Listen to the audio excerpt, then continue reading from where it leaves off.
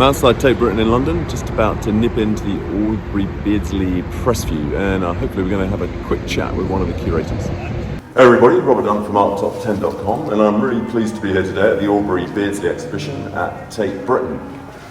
And I'm Caroline Corbo-Parsons, curator of 19th century art here. Okay, lovely. Yes. So tell me a little bit about Aubrey Beardsley. I've heard of him, but I don't really know anything about him as such. Well, I think the key thing to mention about him is that he died when he was 25 of tuberculosis. Oh, right. And one of his contemporaries said, he had the absorption of a lifetime in an hour. Wow. That's because he knew that his life would be short. Okay. And this is really reflected in the exhibition. There are 248 works. I was thinking it's big. But we've been very selective. Oh, wow. He was incredibly prolific, and he was constantly exploring new styles, new sources of inspiration. He read bulimically. Really? Yes, and this is very much reflected in his drawings. Okay. And so is there a sort of key part of his work that would sort of sum up his kind of style? I mean, it's obviously a lot of the black and white. When people know Beardsley, I think, or sometimes they don't know his name, but they usually know him for the Salome series and this drawing, which happens to be on the poster. Okay.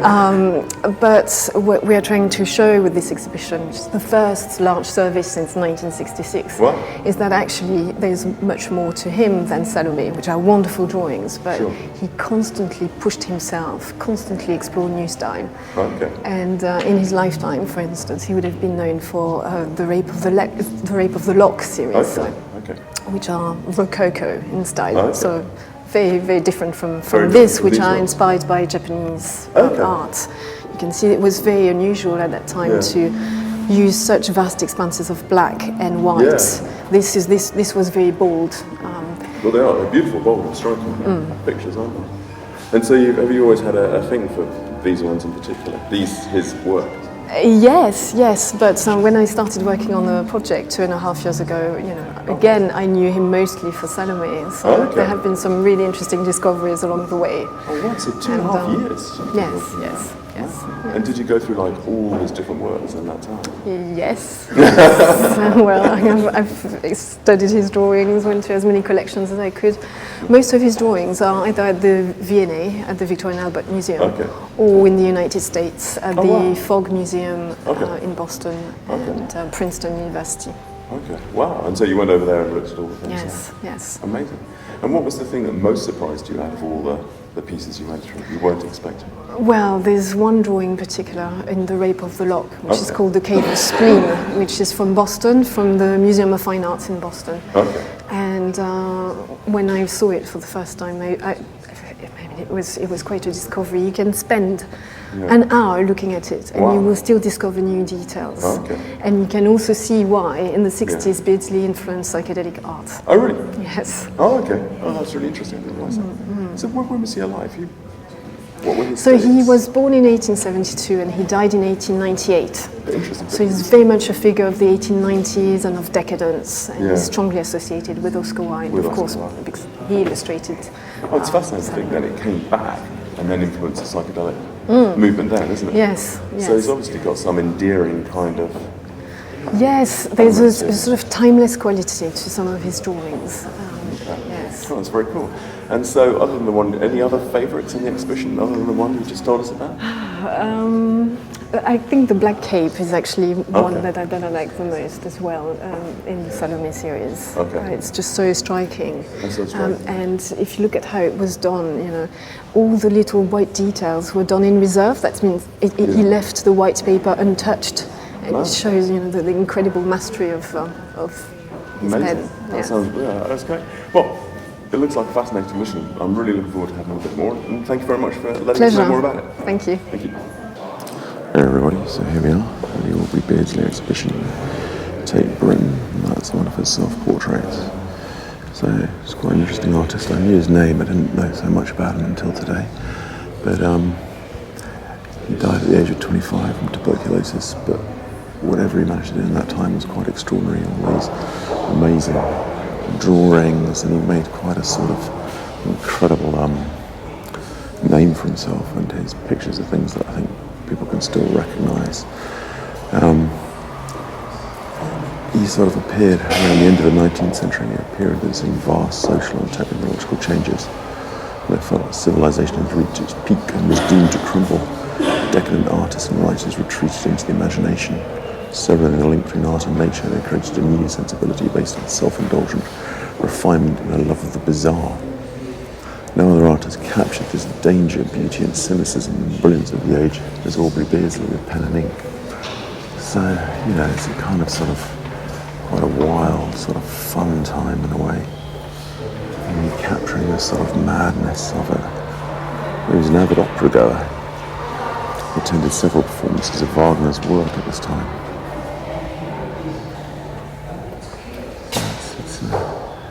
It's quite an interesting thing. We'll try and find. So this looks more like, I would say, sort of a classic picture of his, sort of black and white in the detail. And interesting, as I was saying, it primarily wasn't known through the originals, but known through the prints of these things in books.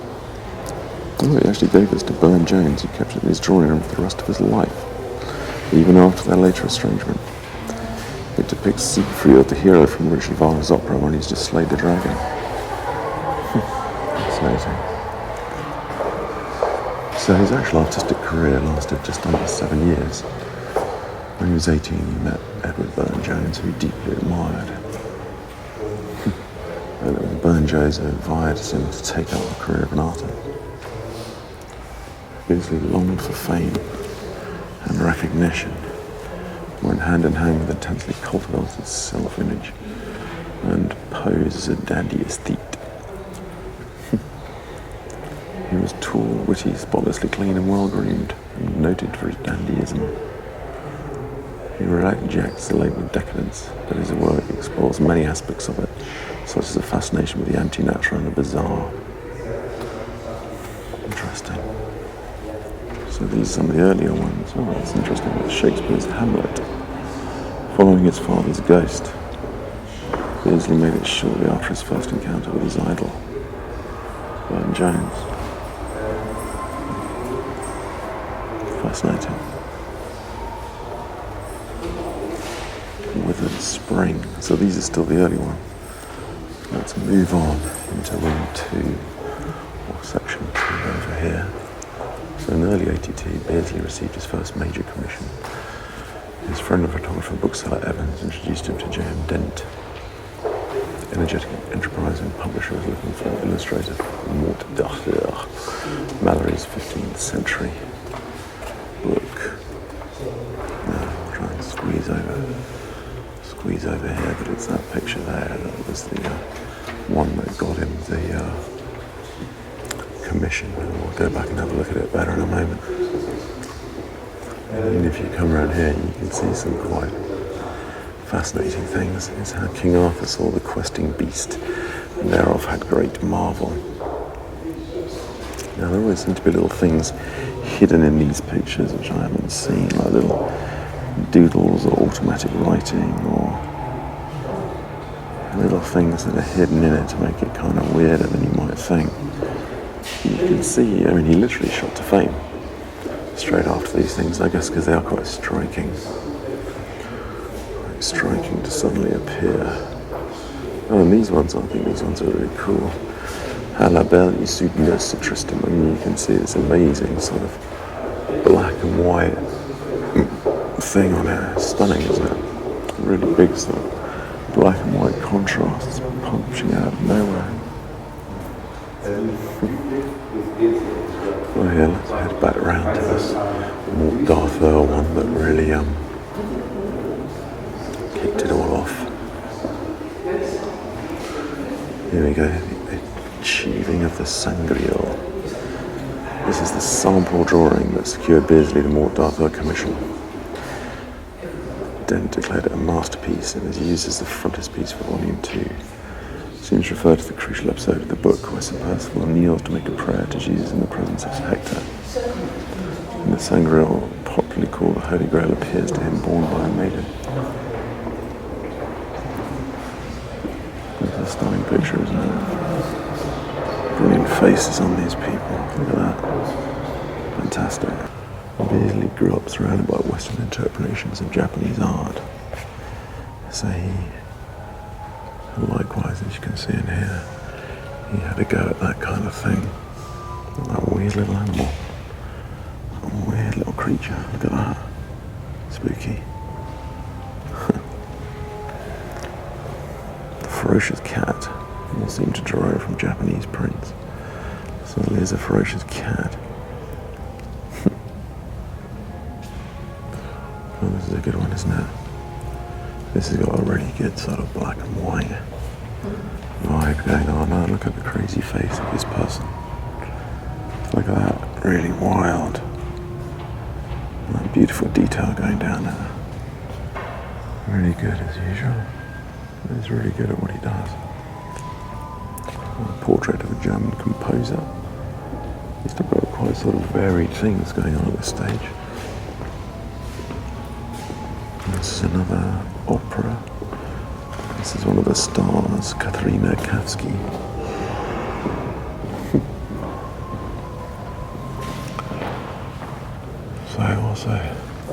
He first came to public notice in April 1893. The subject, the lead article, a new illustrator. In it, the graphic art expert Joseph Pennell parades Beardsley's work as quite as remarkable its execution as it is in its invention. A very rare combination. This is a good one. Zoom in on a bit of this. And see all these different people. The procession of Joan of Arc. So this was a fold out in a magazine. It's quite fun, isn't it? Quite fun to be able to take that out and fold it out. Look at it. It's really good like that. Zoomed in and moved along. Then we go along, you've got more of these things from the magazines. Move around here a bit. A design for the frontispiece of John Davidson's plays. Moving onward. Now when we come into here, this is the room that's pretty much dedicated to his drawings in response to Salome, Oscar Wilde's play. Written in French and based on the biblical story. Salome falls in love with John the Baptist. When he rejects her, she demands his head from her stepfather Herod as a reward for performing a dance in the Seven Veils. Let's have a little look over here.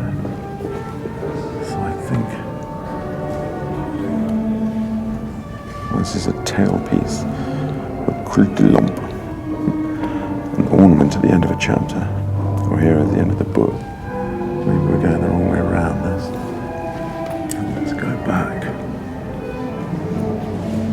At the beginning.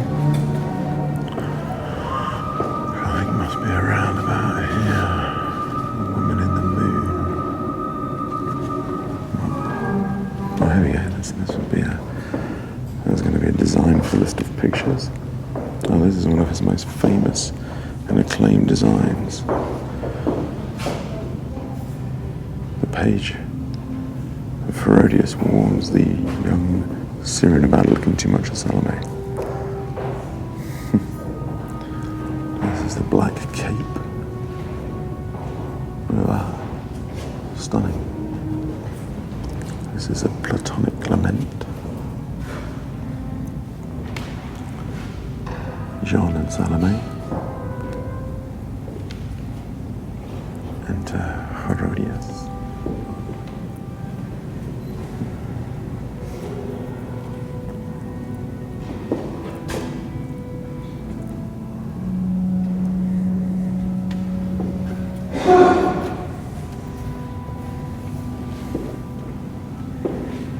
Well, you can see they're quite striking wise. Quite interesting. He did that story. And the story then literally you can see how that would get you known. Now this seems to be these are some of the original prints which I think were changed. And these are originals, you can see the other things. Now this one seems to have a variety of things hidden in it. Meant to be too kind of explicit, but Some of them you hid and some of them you left in and nobody noticed. Well, there you go. Oops, sorry, that's a bit better.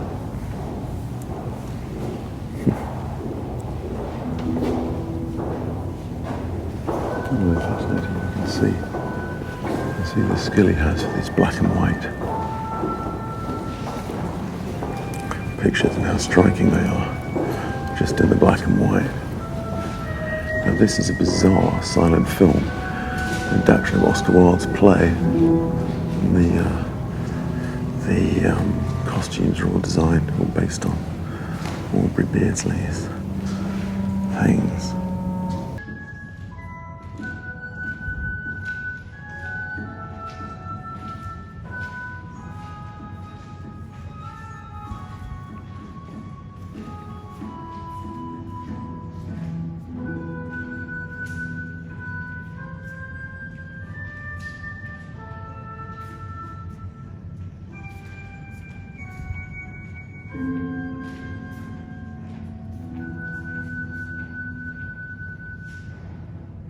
So in 1984, Beardsley became art editor of the Yellow Book, a magazine that would become the most iconic publication of the decade.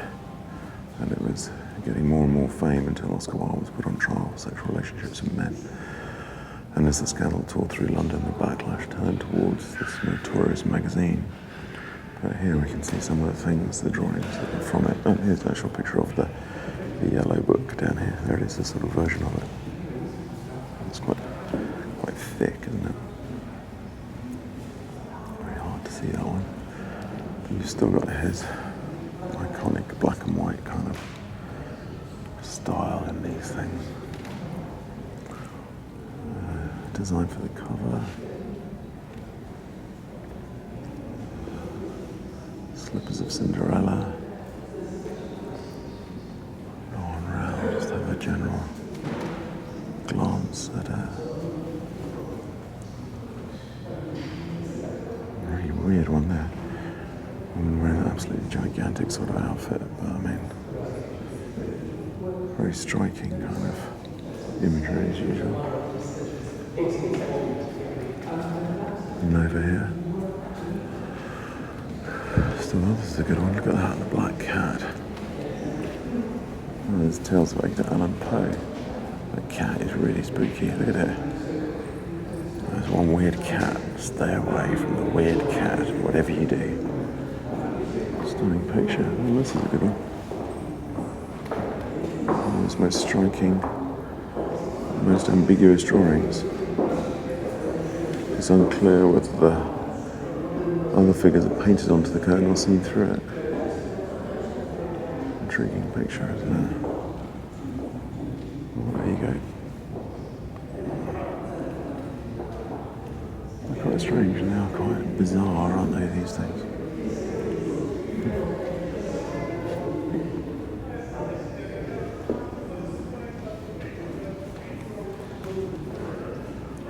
That's a weird one. There seems to be a caricature of somebody called, the picture's called The Fat Woman, but they refused to publish it because it seemed to be an unflattering caricature of somebody who they knew.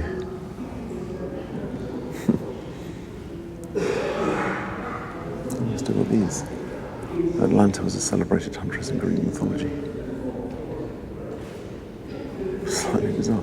Sort of drift from these sort of caricatures of people to these straightforward things out of history. And then you got these sort of more, the mirror of love, these more sort of pretty sweet ones. So Beardsley really liked the Pope poem, The Rape of the Lock, which is the poem makes fun of a real incident during which Lord Petrie, who renamed the Baron, cut off a lock of the hair of Arabelle Finor Belinda without permission, causing a feud between the families. So it's inspired by the linear intricacies of French 18th copperplate engravings, such as these two here. But his style of it is obviously much more him. These are really good, these ones, I think. Yeah, I love this sort of, there's even different sort of gradations of greys in these pictures. It's really Really nicely done to create that sort of tonality to it all. The Baron's Prayer. So this is the guy who cuts a lock of hair off. Look at that sort of lighter grey background. And you come down to this sort of more black and white striking section, which is good. And now this drawing illustrates the fateful moment when the Baron approaches to cut a lock of Belinda's hair. She's unaware her back turned to him. You can only see, that's quite funny, you can only just see the back of her here. A fancily dressed page boy in the foreground seems to reference a similar character in the toilette scene in the Marriage à la Mode series by William Hogarth. Complicated allusion. This is a really bizarre one. The Cave of Spleen. Belinda, sitting to the right across the drawing, sought refuge in the Cave of Spleen. This is a really weird one, man.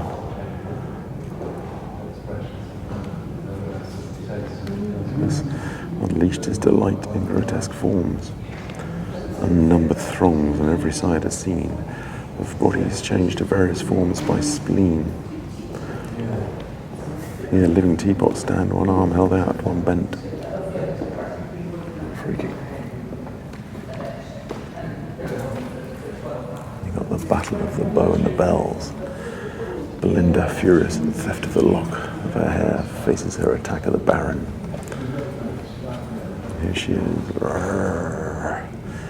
Beardsley chose to depict the moment in the poem just before she throws a pinch of snuff in his face and overpowers him. This picture at the time was praised for its dramatic action. It's a good picture, though, isn't it? And then he worked on another illustration, Pierre Gautier's novel Mademoiselle de Maupin. I don't know anything about that one. This is the frontispiece for that. And then it goes on. Just see, look at this guy dressed as a dandy.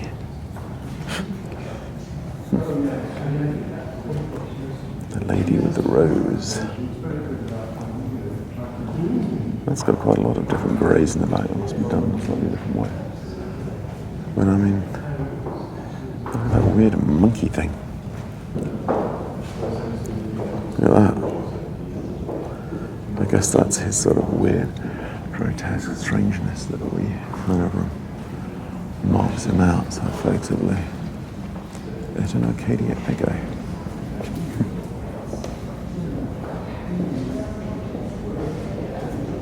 I too have been in Arcadia from the poet Virgil. Interesting. This drawing accompanies Beardsley's translation of the Hail and Farewell poem. So most of these things, as you can see, they are 4 books, different books. So it's interesting to think that he would have had a lot of people seeing these things in books. And I think, and you can see some of the different books down here, like the Savoy, an illustrated monthly. So I guess it was these kind of things that he was publishing in. Well, that's a good one. They're very good, these things, with a really wild black and white vibe as it goes along.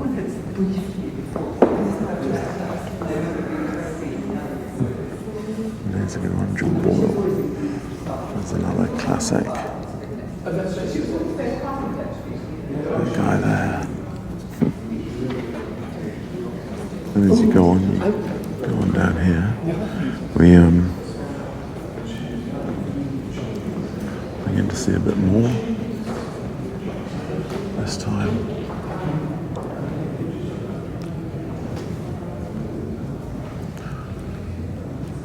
This is Curiosa, this is called. This is a more, as I would say, explicit set of drawings on here. As you can see, this is from Lysistrata, haranguing the Athenian women. In this pivotal moment of the play, Lysistrata persuades the Athenian women they can put an end to the war. If they, that's why you can read it here. So that's kind of depicting a kind of sex strike. Seems more. This is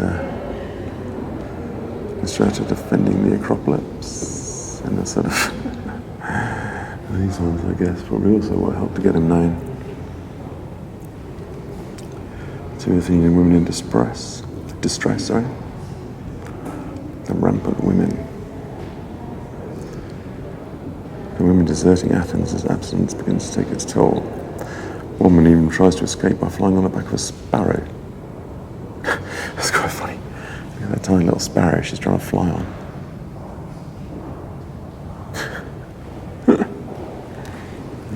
It's got a weird grey vibe to it. Oh, he originally wanted to print it all in purple. Absolutely bizarre idea.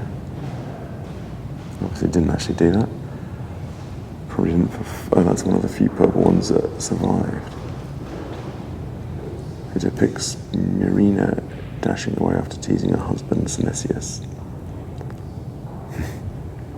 Okay, yeah, so they're provoking these people. Here we go, here's another one. He's inspired by Japanese erotic prints. And he'd like to hang them up to shock people he visited. There's more of these.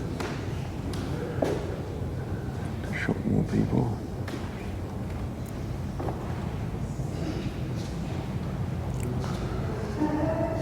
There's a weird one. This is a woman returning home from volunteering in a brothel. Frustrated and still unsated as the dawn has come too quickly.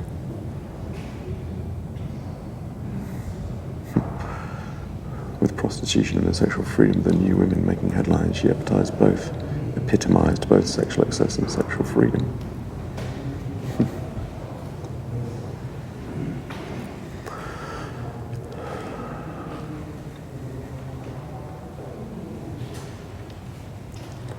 Anyway, so these are the more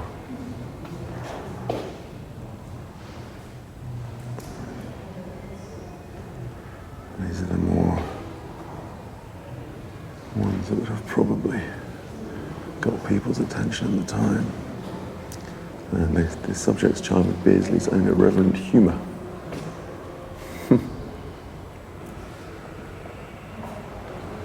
Anyway, there we go. So this last one goes on a bit about the 60s and how, after the early part of the 20th century, Beardsley's contemporaries were forgotten. And their work dismissed, but he still went on to inspire people. And it's interesting, especially you've got these album covers, which I think is the thing that's most interesting. Procol Harum, Dreams, Gabor Szabo.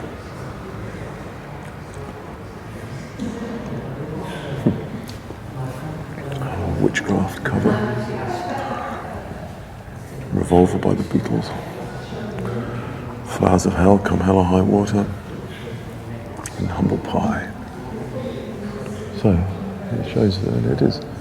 Some of these things obviously did have an incredibly striking style. So, interesting exhibition. Interesting what he managed to achieve. Interesting how that style became so kind of iconic.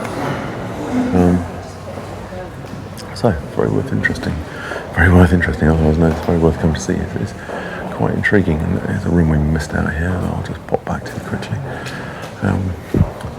Because it just sort of shows all the contemporaries. He was this dandy out and about, making friends with everybody, and down here it shows you all these contemporaries he was hanging around with. I'm not sure what this woman with a mask is doing, but there's a slightly bizarre element to it all.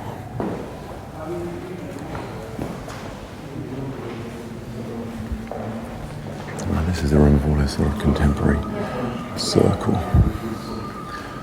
So you've got all sorts of people here. As there was the Arthur in the studio and his successor Mort D'Arthur brought him into the public eye when he was 20.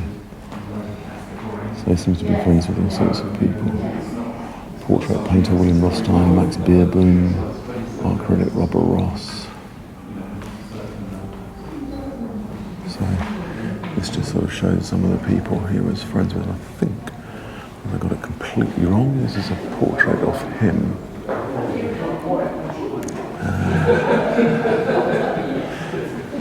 seems to be his drawing table as well, bizarrely enough. Amazing managed to do all that. That is paper knife. And, oh yes, that is a picture of him by Jacques-Émile Blanche, by a society painter. She welcomed many of the English artists and writers. He visited Dieppe, to his nearby family home. Painted in December of 1895. Shows the extent to which Beardsley had adopted the dress and cultivated the manner of Parisian dandies. So, there you go. Interesting exhibition to see all these amazing black and white pictures. Amazing what you can achieve with just black and white pictures in a book. Incredible fame. So, everybody please do like and subscribe.